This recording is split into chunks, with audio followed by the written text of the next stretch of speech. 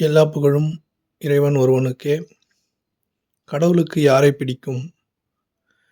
நம்ம எல்லாரும் என்ன நினச்சிக்கிட்டு இருக்கோம் அப்படின்னா, மதங்கள் வழிகாட்டியபடி கோயில்களுக்கு தவறாமல் செல்வதாலும், மதங்கள் வழிகாட்டிய மத புத்தகங்களை ஓயாமல் படிப்பதாலும், கோயில்களில் அறிவுறுத்தப்பட்ட சடங்குகளை தவறாமல் செய்வதாலும், ஞானிகள் அறிவுறுத்திய தியானங்களை, தியான முறைகளை தவறாமல் செய்வதாலும்,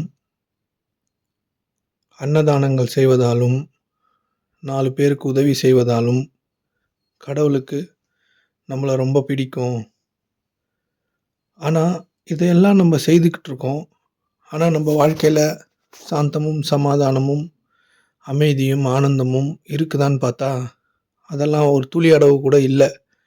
ஏன்னு பார்த்தா தெரியல.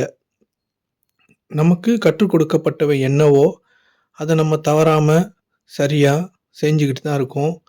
கடவுள் சொன்ன மத புத்தகங்கள் என்னவெல்லாம் சொல்லிச்சோ அதெல்லாம் சரியாக தான் செஞ்சுக்கிட்டு இருக்கோம். ஆனால் வாழ்க்கை என்னவோ மாற்றமடைந்ததாவோ சிறப்படைந்ததாவோ நல்லா இருக்கிறதாவோ தெரியல.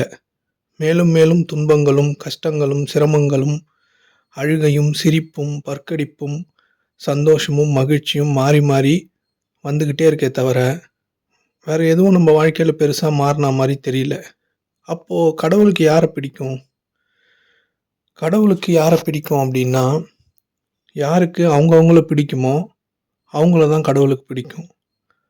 யாருக்கு அவங்கள பற்றி தெரியுமோ அவங்கள தான் கடவுளுக்கு பிடிக்கும்.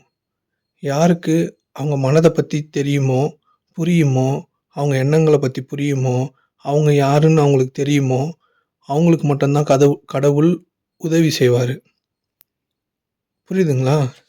நம்ம இங்கே எடுத்துக்கிட்ட நம்பிக்கைகளின் அடிப்படையில் நம்ம இயக்கங்களை செஞ்சுக்கிட்டு செயல்களை செய்துக்கிட்டு கடவுள் இதை தான் சொன்னார், அதை தான் சொன்னார், கடவுள் இதை தான் பண்ண சொன்னார் அப்படின்னு நம்மளால் முடிஞ்ச அளவுக்கு செயல்களை செய்து கொண்டே நீண்டு கொண்டே சென்று கொண்டே இருக்கிறோம்.